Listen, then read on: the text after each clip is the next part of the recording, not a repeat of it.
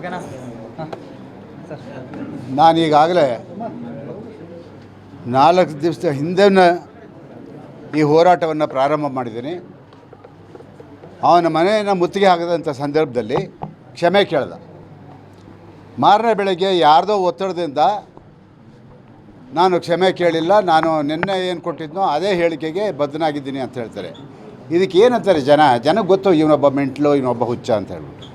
ಒಂದು ಮಾತಿಲ್ಲಿ ಹೇಳ್ತೀನಿ, ನೀನು ಯಾರ ಬಗ್ಗೆ ಬೇಕಾದ್ರೂ ಮಾತಾಡ್ಕೊ, ನಾವು ಯಾರೂ ಕೇಳ್ತಾ ಇರಲಿಲ್ಲ ಕನ್ನಡ ಪರ ಹೋರಾಟಗಾರರು. ಆದರೆ ಒಬ್ಬ ರಾಜ್ಕುಮಾರ್ ಅವ್ರ ಬಗ್ಗೆ ಮಾತನಾಡಿ ಇಡೀ ಕರ್ನಾಟಕದ ಕನ್ನಡಿಗರ ಕೆಂಗಣ್ಣಿಗೆ ಗುರಿಯಾಗಿದೆಯಲ್ಲ, ಇದೆಷ್ಟು ಮಟ್ಟಿಗೆ ಸರಿ? ರಾಜ್ಕುಮಾರ್ ಕುಟುಂಬ ಕೇಳಿದ್ದೀರಾ? ಇಲ್ವಲ್ಲ. ಇವತ್ತು ನೀನು ಯಾರ ಬಗ್ಗೆ ಮಾತಾಡಕ್ಕೆ ಹೋಗಿದೀಯಾ?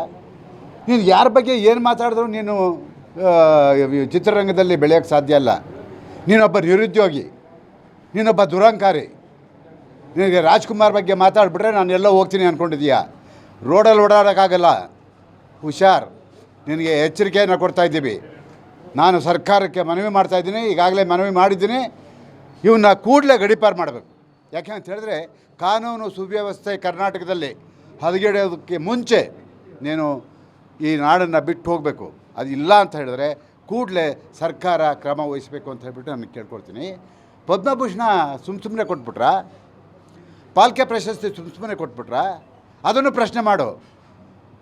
200 ವರ್ಷಗಳ ಕಾಲ ನಾವೆಲ್ಲ ಗುಲಾಮರಾಗಿದ್ದೋ.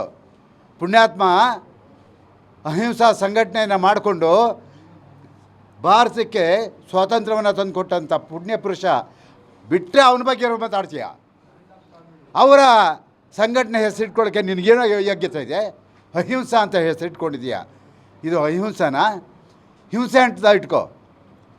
ಹೆಣ ಹೊರಕ್ಕೆ 4 ಜನ ಇಲ್ಲ, ಇವತ್ತು ಮಾತಾಡ್ತೀಯ ನೀನು.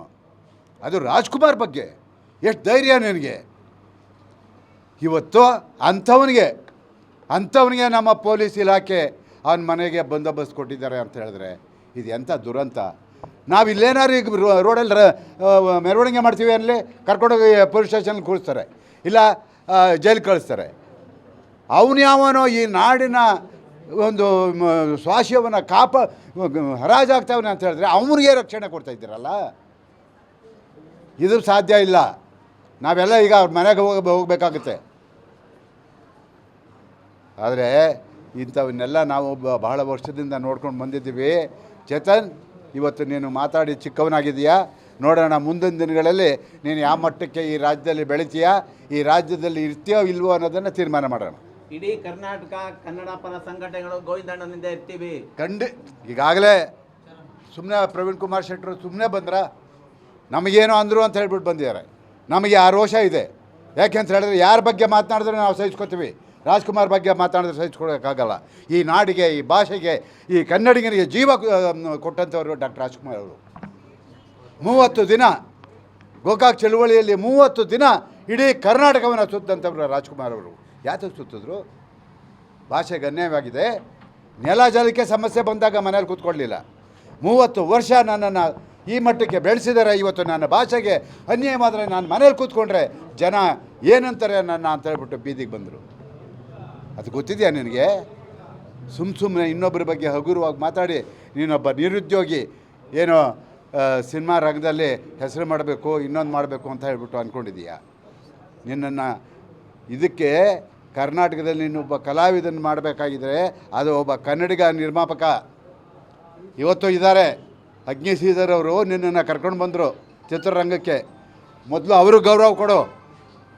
ಅವರು ರಾಜ್ಕುಮಾರ್ ಅವರ ಅಪ್ಪಟ ಅಭಿಮಾನಿ ಅಗ್ನಿ ಶ್ರೀಧರ್ ಅವರು.